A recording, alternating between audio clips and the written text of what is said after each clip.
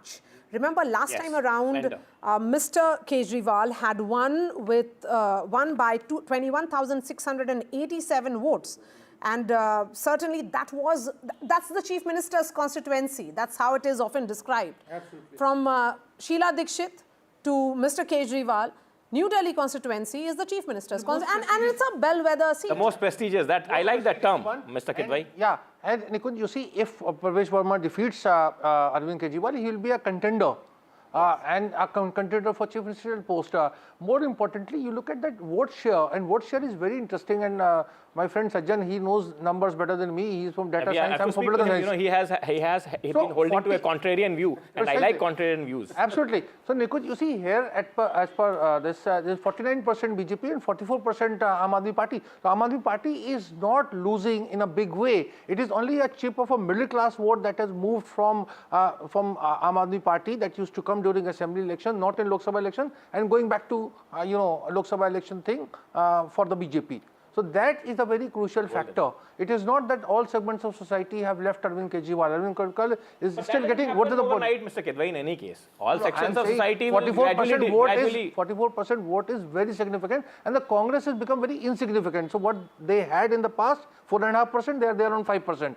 Yeah, so I mean, they have improved the tally, by the way. No, this is not an improvement, because when you take this kind of gamble, again what Omar Abdullah is saying, if they had fought together, there are no ifs and buts in politics, things would have been perhaps different. But Mr. Kidwai, you know it better than us. Yeah. You know it better than me. That 2 plus 2 doesn't always come to 5 in politics. Na? Yeah, but in Lok Sabha election it has shown. I have to keep saying. Anyhow, I must get my friend Sajjan here in the conversation. Yes. You have a contrarian view about the numbers as they are reflecting right now, and you have been constantly pointing out towards a keener, closer contest. Precisely. I mean, that's precisely because, I mean, of the ground thing that I still hold that while there was anti-incumbency, intense among the middle class, and the poor segment was also not enthused, there were complaints. Going by the voter psychology, it's very difficult to assume that the poor vote base, which is a tangible beneficiary of the schemes, even if it's complaining about the sewage, garbage, all sort of a thing, abandoning the incumbent which has been delivering and then jumping the gun, that is something that I'm still holding on. So I'm not now questioning the direction will be changed, but what I am saying that perhaps I may go wrong, certainly because most of the exit polls predicted otherwise, that the gap would be a bit closer, maybe 40-30 something, or a seat here and around. Okay, Sajjan, just a fair point. Yeah, just a moment, because let's ask Juhi to put that data on air about the vote share and the shift from 2020. That will give us a bit of clear picture.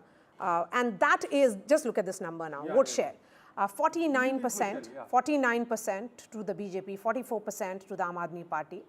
BJP has made a gain of 10%. They were at 39%. And loss of 10%. Yeah, and it's the loss of 10%. And Congress, as it is, a huge gap. Exactly. And in what clearly is a bipolar contest here now. And Maria, it's not just about the class. It's also the swing voter primarily comes from the Purvanchali voters. Yes. Purvanchalis. So it's Pahadis and Purvanchalis. Pahadis have been consistent in both assembly and because last time Manish Sisodiya in Patparganj, when the Uttarakhandi votes is in significant number. So Uttarakhandi voter, but this time it seems that the Purvanchali voters in a significant way who otherwise constitute the lower middle class to the poor segment. But in Lok Sabha, so they chose to, a section of, it seems, they chose to trust Modi and BJP, and that is where Northeast Delhi, North Delhi, wherein you find... So, let me say that nothing has changed from what happened 6 months ago. BJP 6 months ago was at 51%. Yes. Now, if this number actually holds, it is at 49%. So, Anil Antony, come in on this now. A 49% vote share is similar to what happened 6 months ago when the BJP won 7 on 7, polling 51%. Anil?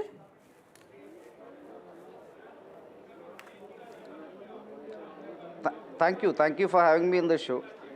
This has been a day Thank you for having me in the show.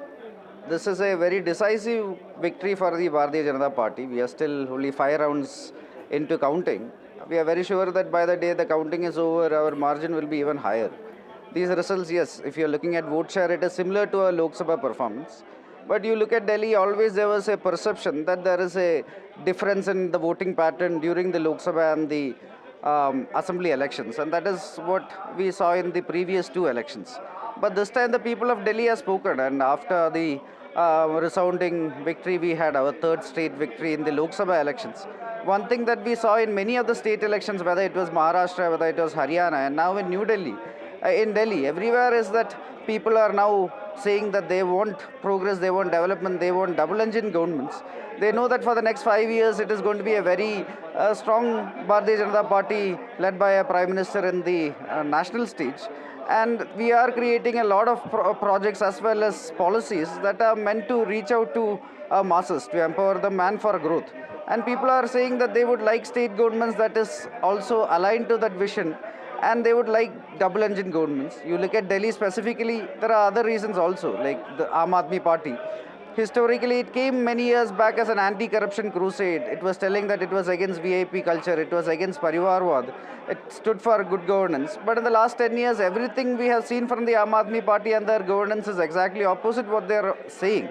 A few months back, almost every minister, including the chief minister, was in jail.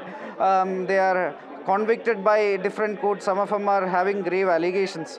They said that they are going to make Yamuna into something similar to Thames, but now it has become a toxic dump yard.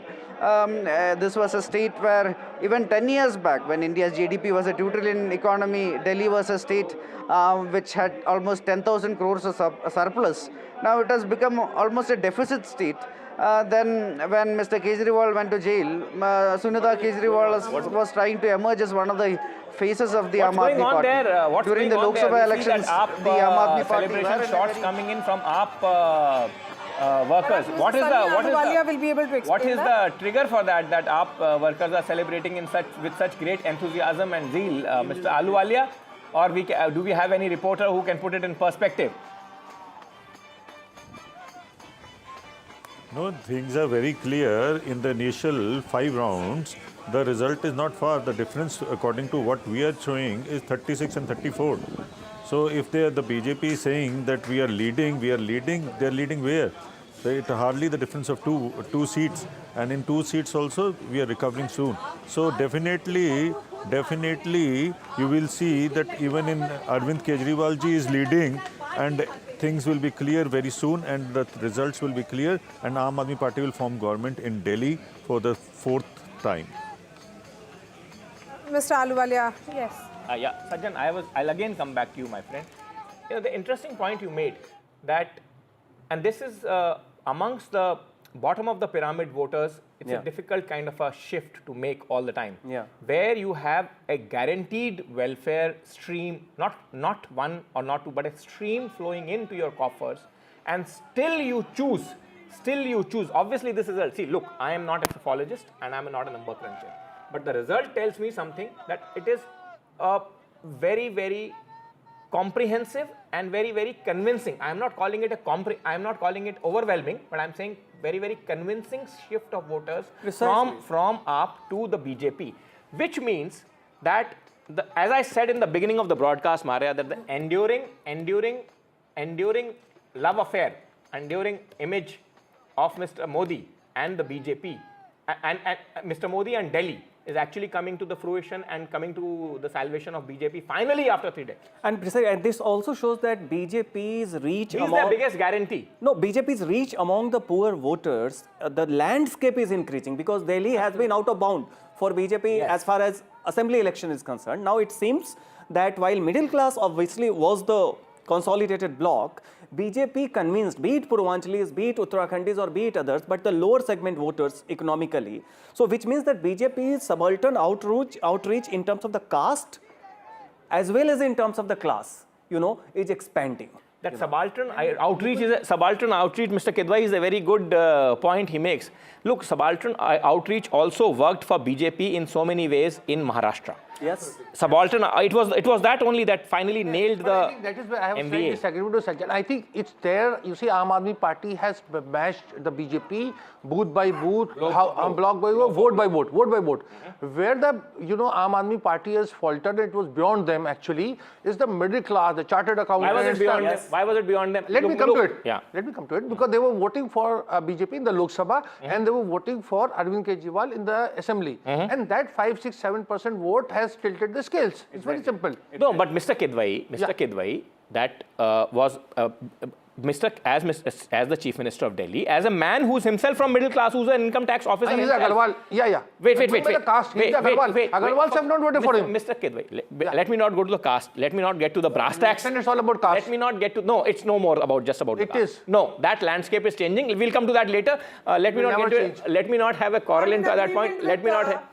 It will never change. Rasheed Kidwai, In India, people don't let's not forget, 8 months down the line. India, people don't cast their vote. They vote for their caste. That's an old dictum, Mr. Kidwai, according Yes, to you. people vote That their dictum, caste. that People dictum vote is their behind us. caste. All I'm saying, Mr. Kidwai, is that, it was well within Mr. Kejriwal's reach, like Mrs. Sheila Dikshit previously displayed. Yeah. Mind you, that was on display in this very city, in this national capital of ours. When she died, most of the major newspapers said the maker of the modern New Delhi died. Why? Why? Because Churchill lost. After winning World War. Mandate is not. But the fact of the matter is, what Mr. Kejriwal could have done in terms of infrastructure, what Mr. Kejriwal could have done for middle class constituency, many neutral observers would say he certainly turned his face away from that. Fair enough. That's fair enough. I think I would say Mr. Kejriwal played his victim card. A bit too much. Overplayed it. Yeah. All the things. But for me, most important part of this election, regardless of the outcome, is that Mr. Kejriwal is holding on to a large number of vote share. Normally, elections, Sheila Dikshit, when she lost badly. Congress got 24% vote. Then they got 4%, 2%, 5% vote. Kejriwal is holding on to 44%. This is very commendable in the given circumstances. Okay. Very commendable, says Anil, Anthony.